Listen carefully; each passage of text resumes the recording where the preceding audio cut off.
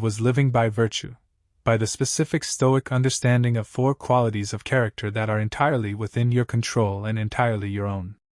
Wisdom, the ability to see clearly and reason honestly. Courage, the willingness to do what is right when it costs you something to do it. Justice, the commitment to treating every person with fairness and dignity, regardless of what they can offer you in return. Temperance, the discipline to govern your impulses and keep your desires in proportion. These 4 virtues were, in Marcus's framework, the only real goods. Not wealth. Not status.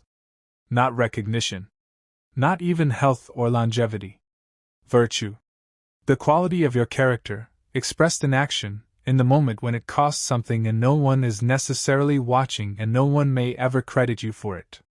That is what he was building. That is what he believed was worth building.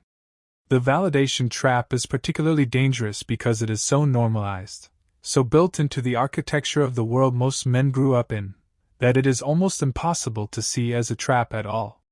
The career progression that proves you are valuable. The house in the right neighborhood that demonstrates you have made it. The car that signals a certain kind of success.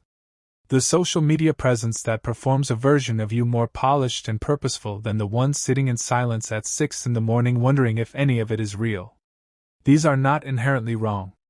But they become deeply wrong when the appearance of virtue replaces virtue itself.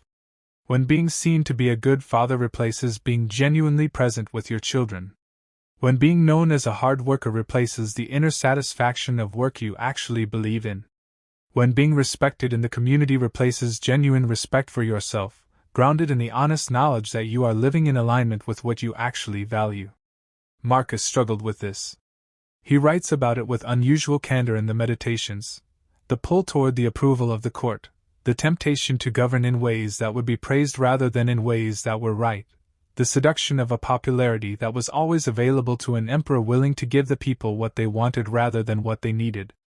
He identifies this pull, names it, and then dismisses it, not easily, not once and for all, but repeatedly, in entry after entry, renewing the decision to hold virtue as the standard rather than validation.